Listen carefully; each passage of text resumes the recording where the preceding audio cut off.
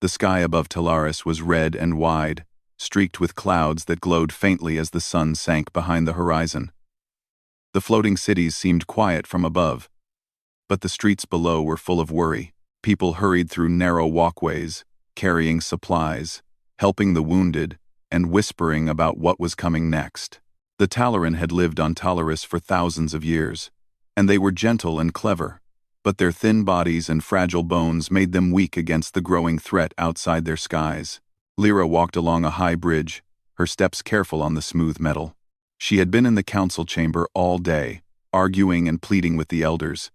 They were older, wiser, but cautious to the point of inaction. Lyra had spent hours trying to convince them that waiting would not save anyone. The Krell Dominion was advancing, taking more territory every day. Towns had fallen. Families had vanished. And still, the council refused to send a plea for help outside their usual allies. Lyra's long fingers brushed over the edge of the railing as she looked down at the city below. Light from the buildings shimmered like soft fireflies, but she could see the damage from recent attacks. A small transport had crashed into one of the lower towers, and smoke curled into the sky. She could smell the faint metallic scent of scorched metal and the sharp tang of fear that lingered everywhere. "Lyra," came a voice from behind. Vorin, her friend and trusted scientist, walked up beside her. He carried a small device in his hands, one that hummed faintly with energy. "I finished adjusting the transmitter. We can send the signal farther than before, but it is risky. The elders might notice." "I don't care if they notice," Lyra said. Her eyes were firm. "If no one helps us now, Talaris will be destroyed. Every day we wait, more of our people die." Vorin nodded slowly. "I know, but what you are planning sending a plea outside the council's approved channels, it could have consequences. Some species we contact might not understand us. Others might be dangerous." "They are dangerous already," Lyra replied. "The Krell are killing our people, and the council is doing nothing. If there is even a chance that someone can help, we have to try it." They walked together to the communications tower, a tall structure in the center of the city that reached toward the clouds. Its surface was covered with panels and antennas, blinking with light as it received and transmitted signals. Vorin climbed to the control platform, setting the small device on the main console. Lyra leaned over, watching as he connected it to the wideband transmitter. "Are you sure this will reach outside the normal routes?" she asked. Vorin tapped a few keys. "Yes. I've rerouted the signal to go through unmonitored sectors, the older channels that the council doesn't track anymore. If there is anyone out there listening, anyone at all, it will reach them." Lyra's hand hovered over the activation button. She hesitated for a moment, thinking of all the warnings she had received, of all the stories told by her elders about distant species that ignored cries for help, or worse, attacked those who asked. But she could not think of her people lying helpless while waiting for a miracle that might never come. "Do it," she said softly. Vorin nodded. "All right." He pressed the device to the console. The lights on the panels blinked faster, and a low hum filled the room. The message began to broadcast. Lyra's voice was calm, steady, and clear as she spoke into the microphone. "To anyone who hears this, we are the Talaran. We are peaceful. Our world is under attack by the Krell Dominion. Our people are dying. Please help us." She repeated the message several times, each time in slightly different frequencies, hoping it would travel farther. Vorin watched the readings, ensuring the signal maintained strength. After several hours, they stopped and collapsed in chairs, exhausted from the tension and fear. "Do you think anyone will answer?" Lyra asked quietly, not wanting to admit the worry that churned in her stomach. Vorin shook his head. "I don't know. Most of the galaxy ignores Talaran distress. Even the council has refused to act. But we tried. That is something." Days passed. Lyra returned to the tower each morning, checking the monitors for any response. Every day brought silence. Messages from the council were formal, empty, and slow. Other species either did not reply or sent automated notices that said they were unable to assist. The Krell continued their assaults, moving closer to the capital with each passing hour. One evening, as Lyra sat staring at the blinking console, Vorin came in holding an old data cube he had discovered in the archives. "I found something," he said. "Records of ancient worlds, places, the Council forbids anyone to contact. They call them Deathworlds. Dangerous places where life itself is harsh, and species survive only because they are strong and adaptable." Lyra leaned forward. "Deathworlds? Could they help us?" Vorin hesitated. "Possibly. Some of the species there are unusual. The Council fears them because they are unpredictable. But they are powerful. They fight like nothing else in the galaxy. If any world could respond to a plea like ours, it would be one of them." "Then we have to try," Lyra said immediately. "We can't wait for the Council, or anyone else. If the Krell arrive at the capital, it will be too late." Vorin studied her face. He could see the determination, the courage, and the desperation that would not allow him to refuse. He nodded. "Then I will adjust the signal to reach one of these worlds. But you must understand, Lyra. This is forbidden. If the Council finds out, we could be punished. Thanks for watching.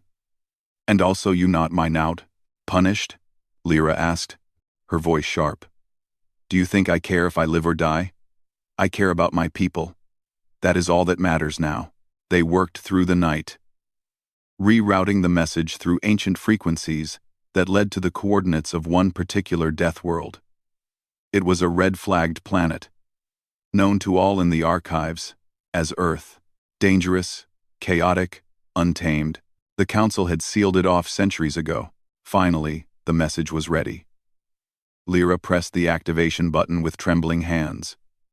The plea for help vanished into the darkness of space, carried beyond the normal routes, beyond Council oversight, toward a world that had never been involved in Talaran affairs. Afterward, Lyra and Vorin sat in silence. The hum of the transmitter faded, leaving only the quiet of the empty room. Outside, the wind moved through the city, carrying dust and the faint smell of smoke from distant fires. "Now we wait," Vorin said softly. Lyra's gaze remained fixed on the sky. She did not want to wait. She did not want to hope. But hope was all she had. Every day the Krell advanced, and every day Talaran lives were lost. If no one answered, the world would fall. If someone did, maybe there was a chance. The next morning, the first Krell ships appeared on the horizon. Black silhouettes against the red sky, moving with deadly precision. Talaran alarms rang out across the cities.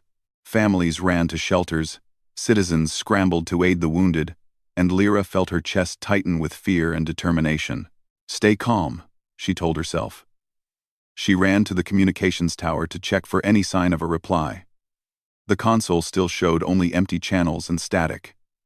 The signal had gone out. The question remained. Had anyone heard it? As the Krell ships closed in, Lyra and Vorin worked tirelessly, coordinating defenses, activating shields, and preparing evacuation plans for the most vulnerable.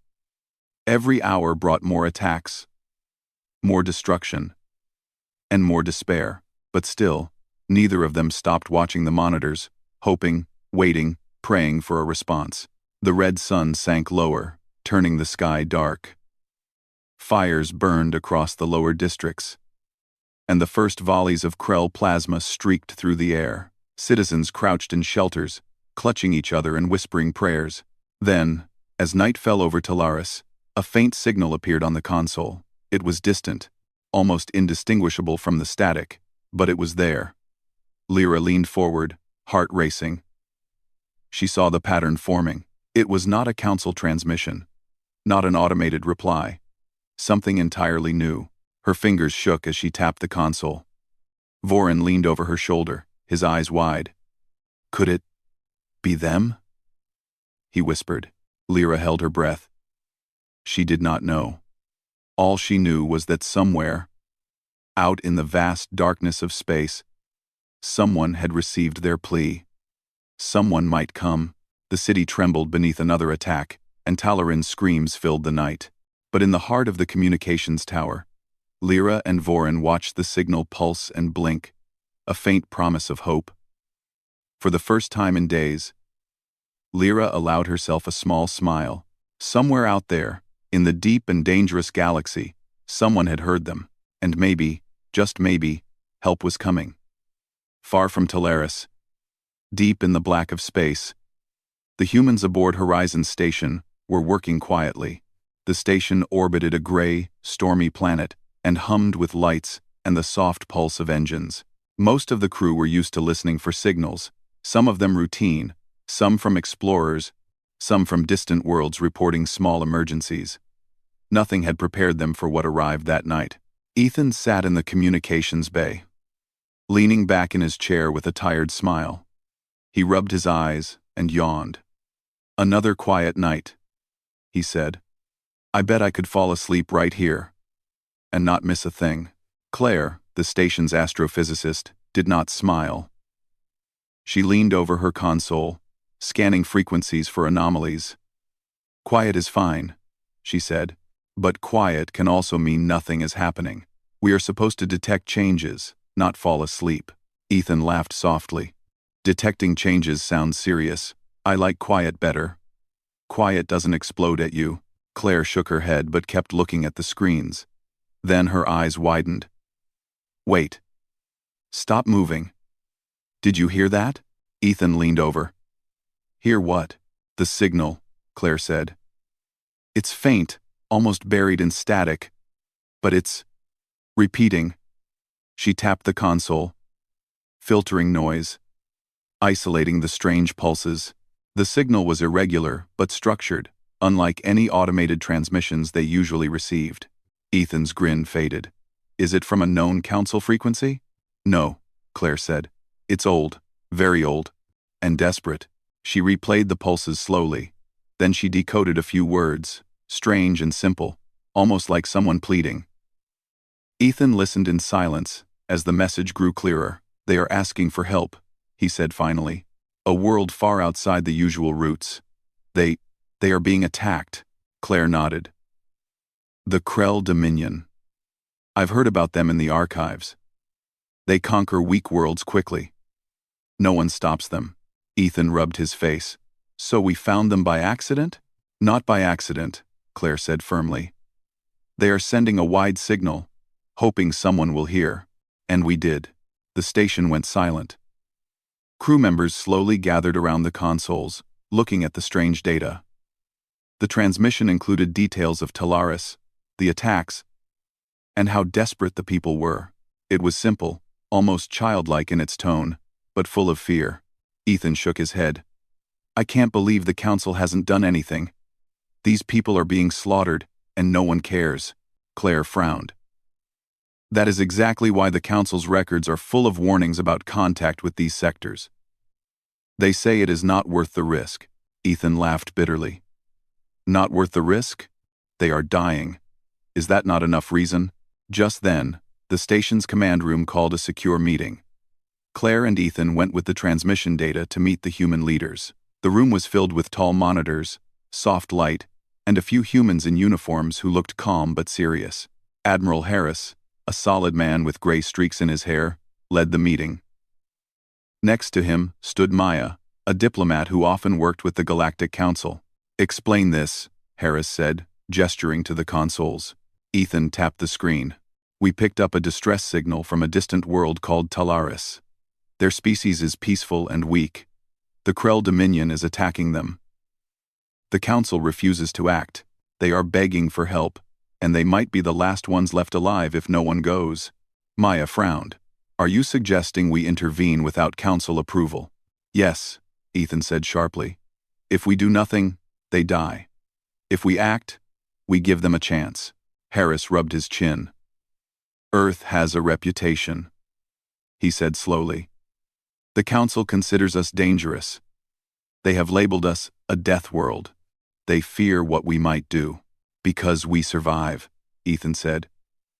"We always survive," That is why we can help, Claire spoke next. They are small, fragile, not built for war, but they are intelligent and desperate. They need someone strong and willing to fight. We can be that someone, not because the council tells us to, but because it is the right thing to do. The room fell silent. The leaders considered the risk, the possible consequences, and the unknown factors. Maya finally spoke. We are not blind to what you say. Humans come from a world where everything is dangerous. We fight every day to survive. That is exactly what this world needs. If we send a fleet, we must be careful. But yes, I agree. We should respond. Admiral Harris nodded. Prepare ships, gather supplies. We will move, but we remain cautious. This is far from the Council's oversight, and the risks are high. Ethan and Claire exchanged looks of relief. We can actually do it, Ethan whispered. The next days were filled with preparation. The humans at Horizon Station worked to assemble a small but powerful fleet. Engineers reinforced hulls, stocked weapons and medicine, and ran simulations of the approaching battle. Claire oversaw science teams, making sure they understood Talaris's environment and fragile population. Humans were strong and adaptable, but they needed to avoid accidentally harming the delicate Talaran cities. Training exercises took place both on Horizon Station and on Earth. Ethan worked with pilots, planning communication protocols and rapid response strategies. They studied the Krell, learning their tactics, speed, and weapons. Humans had never faced the Krell before, but their experience with dangerous storms, deadly wildlife, and disasters on their own planet made them confident in adapting. Finally, the fleet was ready. Ships powered up, engines glowing with energy, ready to leave orbit. Claire checked the last instruments, making sure the communication link to Talaris would remain secure. Ethan ran through the codes, ensuring the signal would reach their new allies without interference. As the human fleet prepared to jump into faster-than-light travel, Harris gave a short speech to the crew. This mission is not for fame, it is not for glory, it is because we can help. We know the risks, we know the dangers, but we also know this. Some lives are worth fighting for. Today, we fight for Talaris. The fleet shuddered as the engines roared. Stars stretched and twisted as they entered the jump lanes, carrying the humans farther into space than many of them had ever traveled. Silence filled the ship except for the hum of engines and the faint crackle of communications. After hours, they emerged near Talaris. The planet lay under the shadow of Krell warships. Smoke rose from burning settlements. The Talaran capital floated above the canyons, lights flickering, vulnerable. Claire looked at the viewports and swallowed. They are worse off than we thought, she said quietly. Ethan nodded. We knew that already. But we are here. We are ready. And they will not face the Krell alone anymore. The human ships moved in formation, staying outside the range of Krell weapons while observing patterns. The Krell had assumed this world was defenseless.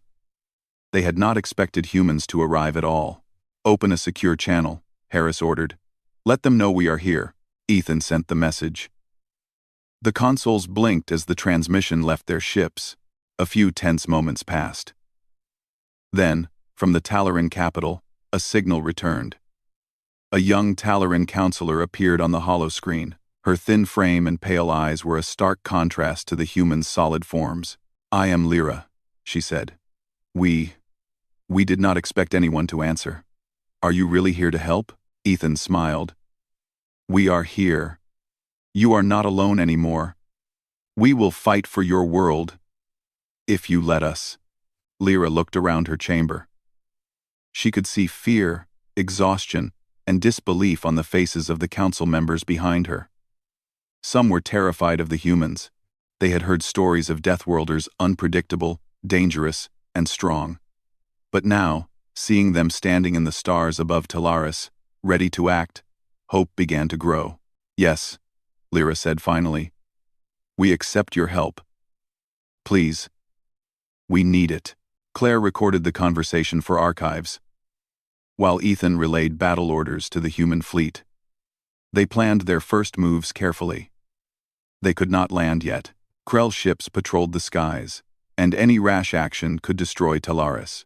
Instead, humans positioned themselves to block Krell forces from approaching critical areas. They used tactics the Krell did not expect. Fast maneuvers, unpredictable attacks, and careful use of the terrain of orbit.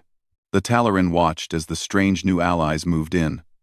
Their presence alone gave courage to the people who had been hiding, who had been waiting for help that never came. For the first time in days, fear was mixed with hope. At night, Lyra and Vorin watched the monitors. The human fleet glowed against the darkness of space.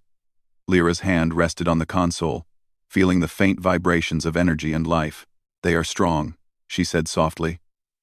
"Stronger than we imagined. Maybe we have a chance." Vorin nodded. "They are humans. They come from a harsh world. They survive anything. That is why they are here. That is why they will help." As Talaris slept uneasily under the shadow of Krell warships, humans prepared for the first real test of their courage and strength. It would be a battle unlike any the Talaran had ever seen. And when it began, it would show the galaxy why Earth's Deathworlders were feared and why they could be the strongest allies anyone could hope for. Somewhere far away, the Krell prepared to strike, unaware that the tides were about to turn. The call for help had been answered. The Deathworlders had come. The first light of Talaris's red sun fell across the floating cities, glinting off the tall spires and the narrow walkways that stretched between them. Below, citizens stirred cautiously, peeking from shelters and damaged streets. Word had spread quickly that humans had arrived. Some Talaran were still afraid. They had heard stories of Deathworlders, and the humans seemed so solid, so strong, so unlike anything they had ever seen. But others felt hope, a strange and bright feeling they had not felt in weeks. Lyra stood at the communications tower again, watching the human fleet in orbit. The ships floated in tight formation, engines glowing softly, and their shapes were strong and imposing. She could feel the energy of their presence, a sense of security she had almost forgotten. Vorin joined her, his eyes wide as he looked at the monitors. "They are different from anything I imagined," he said quietly. "I've read about them in old records. Strong, resilient, able to survive disasters that would kill entire cities. But seeing them, it is something else." "They are here for us," Lyra said simply. "Even if the Council ignored our pleas, even if no one else came, they are here. That is all that matters." Suddenly, the monitors flashed. A Krell warship was approaching the capital, its dark hull casting a shadow across the lower districts. Lyra's heart skipped a beat. "They are coming," she whispered. "We don't have much time." Ethan's voice came through the secure channel, calm but firm. "Lyra, stay focused. We are positioning ships to block them. You must prepare the citizens and coordinate defenses. Keep people safe until we are in range." "Yes," Lyra said, taking a deep breath. "I will." She ran through the city, shouting instructions to evacuation teams, guiding citizens to shelters, and making sure that the wounded were moved to safer areas. Talaran, who had been frozen with fear, now moved with purpose, inspired by the presence of the humans above.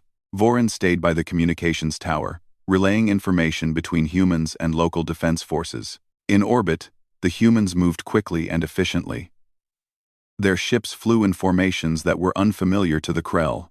The alien warriors had expected Talaris to be undefended, easy prey. But the humans were precise, coordinated, and fearless. "Focus fire on the lead Krell ship," Admiral Harris ordered.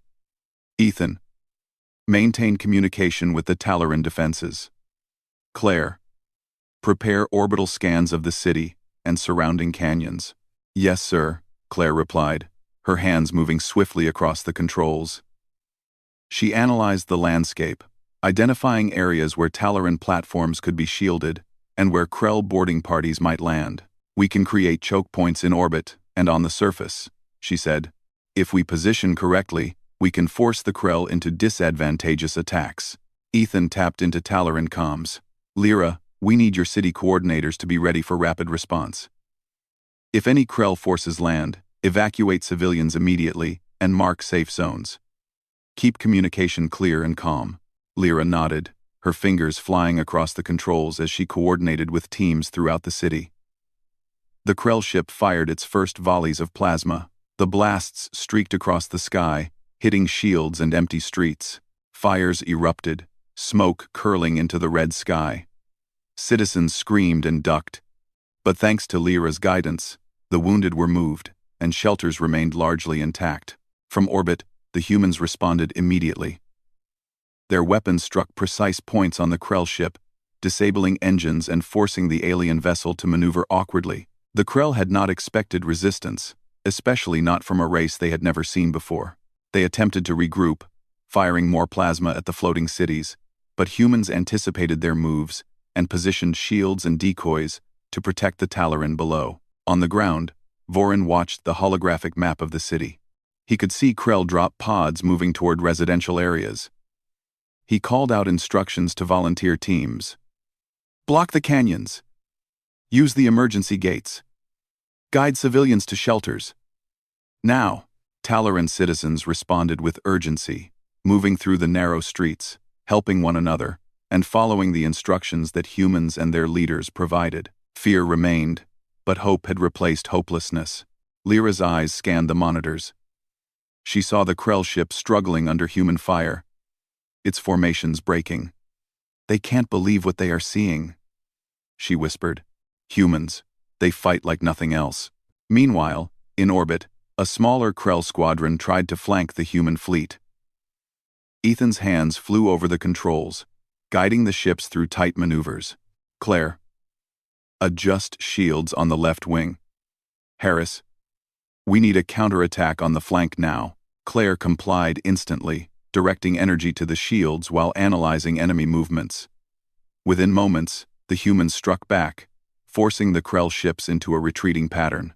One by one, the enemy vessels were disabled or forced back, unable to break through the human defense. Lyra allowed herself a brief moment to breathe. They are holding them, she said to Vorin. We have a chance. But the battle was far from over. The Krell flagship appeared on the horizon, massive and menacing. Its engines glowed as it prepared a coordinated strike on the human fleet and the Talaran capital. Admiral Harris addressed the fleet. This is the main force. Do not engage recklessly. Use the terrain and focus on defense. Protect the Talaran city at all costs. Ethan's voice came through clearly. All ships, prepare to flank. We cannot let them reach the city. Keep civilians safe. Remember, precision is more important than brute force. Claire analyzed the orbital landscape, finding weak points in the Krell formation. If we push them into the asteroid belt, we can force their ships to slow down and expose their engines. That will give us the advantage. Harris nodded. Do it. Move carefully. And do not underestimate them. The humans maneuvered their ships with careful precision. They guided the Krell into tight spaces, forcing the alien vessels to collide with debris and slow their attacks. From below, Talaran citizens watched the glow of human ships, understanding for the first time that they were not alone. Lyra directed local defenses to reinforce weak points on platforms and evacuated the most vulnerable areas. She moved with urgency, shouting instructions and comforting frightened citizens. Her leadership inspired confidence. Even the skeptical elders began to trust the humans and follow her plans. The Krell fired relentlessly, but the humans anticipated each move. Their fleet moved like a single organism, shields and weapons adjusting in real time. One Krell ship was disabled when a precise shot from a human cruiser hit its power core. Another ship was forced into a canyon by coordinated fire, where it became trapped and unable to maneuver. Ethan monitored the battle closely, coordinating with Vorin to ensure the Talaran city remained safe. Lyra, keep those citizens calm, he said. We are doing everything we can up here. They won't reach you if we do our job right. Lyra nodded, her hands moving quickly across the local controls. Fires were contained, civilians moved to safe zones, and medical teams were ready for the wounded. Despite the chaos, a sense of calm determination spread among the people. Hours passed. The battle continued, intense and exhausting. Krell forces were persistent. But humans were relentless. They did not falter, did not panic, and their courage inspired the Talaran. Finally, the Krell flagship fired a massive weapon aimed directly at the city. The humans responded instantly, sacrificing a smaller vessel to block the attack. The ship absorbed the blast, shielding the city, and the crew ejected safely at the last moment. The sight of the burning vessel protecting Talaris filled the citizens with awe and gratitude. Lyra watched, tears in her eyes. "They would die for us," she whispered. "They would risk everything for a world they barely know." Vorin placed a hand on her shoulder. "They are Deathworlders. That is who they are. They survive anything. They fight for those who need them. That is why they came." The Krell, shocked by the human tactics and the determination to defend the city, retreated temporarily. Their forces were weakened, their morale shaken. The first victory had been claimed. In the aftermath, the Talaran began to rebuild. Guided by humans who remained in orbit to provide security and support, Lyra and Vorin worked closely with the human leaders, sharing knowledge of the city and coordinating future defenses. Ethan and Claire discussed strategy with Admiral Harris. "They are stronger than we expected," Claire said. "But we cannot let them regroup. If they return with more ships, the next attack could be worse." Harris nodded. "We will prepare. We will defend this world as long as we need to, and we will show the galaxy that Talaris is not alone." On the streets of the capital, citizens slowly emerged from shelters. They helped each other, repaired damaged areas, and looked up at the sky where human ships glowed in the night. Fear had not vanished, but hope had returned. Lyra looked at the stars, thinking of the distant world that had answered their desperate plea. "We were almost alone," she said softly, "almost abandoned. But someone came. Someone who should have been afraid. Someone stronger than anyone else. And now we have a chance."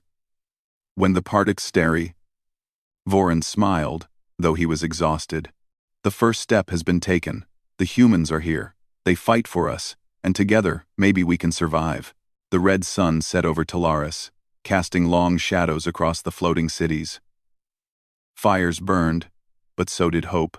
Somewhere far in space, humans prepared for the next move, ready to face whatever the Krell would send next. And on the ground, the Talaran began to understand that survival was possible, that allies could come, even when everyone else ignored them. For the first time in weeks, Lyra allowed herself to believe. The Krell had not won. Humans were here, and together, they would fight.